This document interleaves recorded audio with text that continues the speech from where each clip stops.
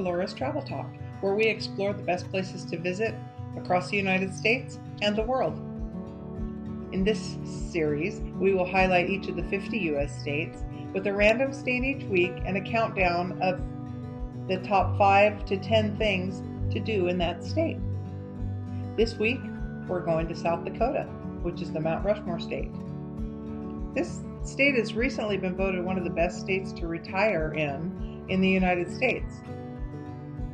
So it's known for its stunning landscapes and rich history. South Dakota is a place where the past and present come together in unforgettable ways. From the, of course, iconic faces carved into the Mount Rushmore to the rugged beauty of the Badlands, this state offers a unique blend of natural wonders, historical landmarks, and local flavors. In this video, we're going to explore the must-see attractions and the fascinating history and some of the delicious food that makes South Dakota a destination like no other. So let's dive in. First off, South Dakota's geography is as diverse as it is beautiful. In the eastern part of the state, you'll find rolling prairies and fertile farmland where agriculture is a way of life. And then the Missouri River cuts right through the middle of the state, and it's a major waterway that has shaped South Dakota's history and landscape. And then as you move west, the landscape transitions to those rugged terrains of the Badlands and the Black Hills, offering a stark contrast to the gentle plains of the east. Then, South Dakota's history and its rich tapestry of cultures and events, such as the mining history that's just as fascinating, with towns like Lead and Keystone springing up during the gold rush. That Homestake mine is giant, and it was where the Hearst family first made their fortune. And William Randolph Hearst, who is famous for the Hearst Castle in California and a newspaper magnate, was the only child of the Hearsts, and had too much money and was too young and spoiled and decided to get a newspaper against Daddy's wishes. Anyway, then the Lewis and Clark expedition passed through this region, leaving behind a legacy of exploration and discovery that continues to inspire visitors today. That Lewis and Clark Lake is on the border of South Dakota and Nebraska, and it's gorgeous. South Dakota's food scene is a reflection of its cultural heritage and agricultural roots. One of the state's most beloved dishes is shizlich, which is small cubes of seasoned and deep-fried meat, typically lamb or beef or venison, and it's served on a skewer. And this really comes from the German-Russian immigrants, and it's become the state nosh, cubed meat on a stick. How can you go wrong? You'll also find plenty of buffalo burgers, a nod to the state's Native American and frontier history. And for dessert, you can try a slice of Kuchen. It's a German pastry that's the official state dessert for South Dakota. It's made with a sweet dough, and it's filled with fruit or custard, and it is a delicious way to end any meal. That looks really good. So before we get into our top 5 countdown, I have to do an honorable mention to the Flintstones, the cartoon Flintstones of Bedrock. So there was a replica little town just outside of Custer of the Bedrock in the Flintstones cartoons, and I was so excited to go see this. And it was a quirky little attraction, and it had like the life-size stone houses, and you could meet Fred and Barney, and you could ride in a little Flintstones car, and it was a whole bunch of family fun for those of us who grew up with the Flintstones. But apparently in 2019 it was abandoned, along with the one that there was in Arizona as well, which would have been easier for me to get to from California. Anyway, it's no longer there, and I shed a little tear. Okay, I'll get over it. Let's move on to the Badlands. This striking landscape of eroded rock formations, deep canyons, and sprawling prairies. The Badlands National Park is a geologist's dream. It has layered rock formations that reveal millions of years of history, which is why the Flintstones were there. Anyway, it's also a great place for wildlife spotting with bison, bighorn sheep, and prairie dogs calling this rugged terrain home. Did you know that we don't have buffalo in the United States? We have bison. Buffaloes are in Asia, actual buffalo. Anyway, a little tidbit that'll come up in my Yellowstone video. This park offers plenty of hiking trails and scenic overlooks, and this is a must visit for nature lovers and photographers because it looks pretty interesting. Next, we're going to step into Deadwood, back into the days of the Wild West, a town that was once a bustling hub during the Black Hills Gold Rush of the late 1800s. Deadwood is steeped in history and legend, with stories of famous outlaws and lawmen echoing through its streets. It was here that Wild Bill Hickok met his untimely end during a poker game at Saloon Number 10, holding what is now known as the Dead Man's Hand.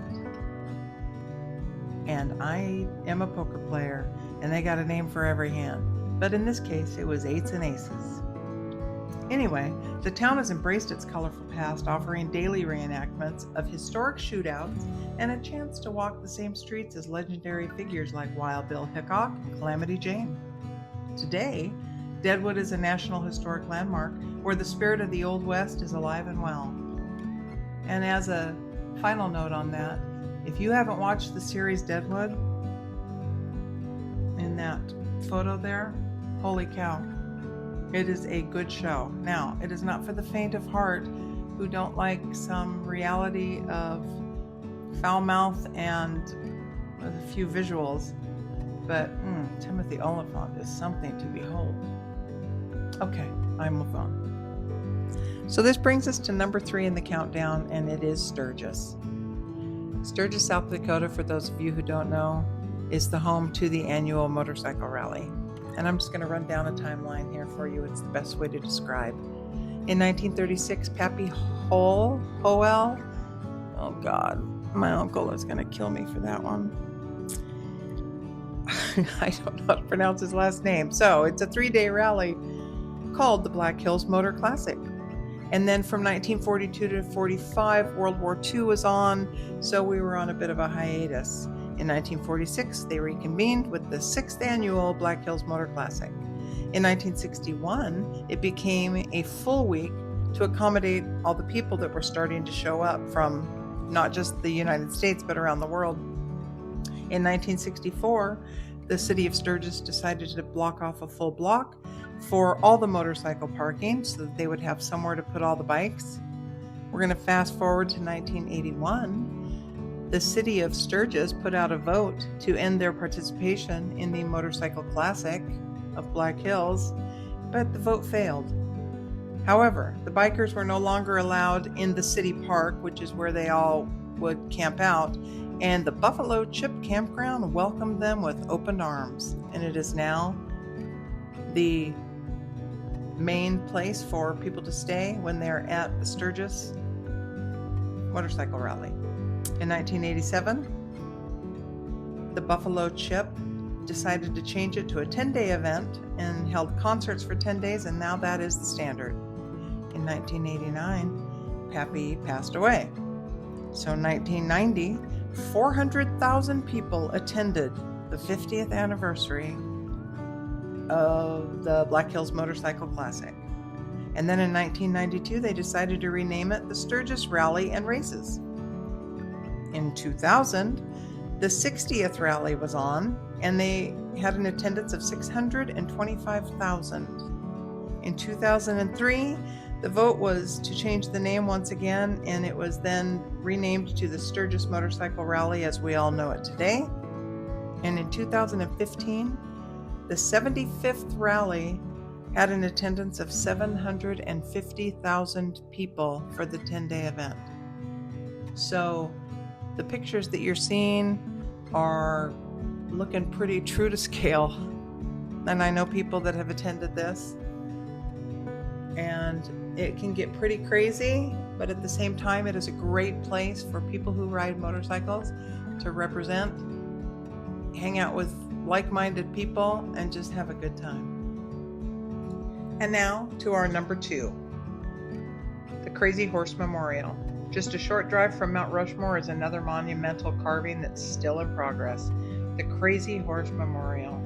This massive sculpture, which depicts the Oglala Lakota warrior Crazy Horse riding a horse and pointing to his tribal lands, is a work in progress that began in 1948. When completed, it will be the largest mountain carving in the world, standing 563 feet tall and 641 feet long. This project was initiated by Lakota elder Henry Standing Bear and sculptor Korzak Zielkowski as a tribute to Native American culture and heritage. Unlike Mount Rushmore, the Crazy Horse Memorial is being created without government funding, relying instead on private donations and admission fees. Visitors can tour the on-site museum, which showcases Native American artifacts, and learn about the significance of the monument to the Lakota people. And the thing about the government funding is when this project was started way back in the 40s, they asked the government to help fund, and the government said no. And then as the progress went along, the government came to them finally and said, we will go ahead and fund this. And they snubbed back and said, no, don't bother. So I kind of dig the pride, kind of dig that. So they stand up and they continue to work on it, and it's taking a long time, but like they said, it is carved in stone, and that is mostly granite, that rock. So it'll take a while, but it's still a must-see. And our number one in the countdown, of course, is Mount Rushmore. No visit to South Dakota is complete without seeing Mount Rushmore, one of America's most iconic landmarks. Carved into the granite face of the Black Hills, Mount Rushmore features the 60-foot tall faces of 4 U.S. presidents: George Washington, Thomas Jefferson, Theodore Roosevelt, and Abraham Lincoln. This monumental project was completed in 1941. Crazy Horse began 7 years after that, in 48.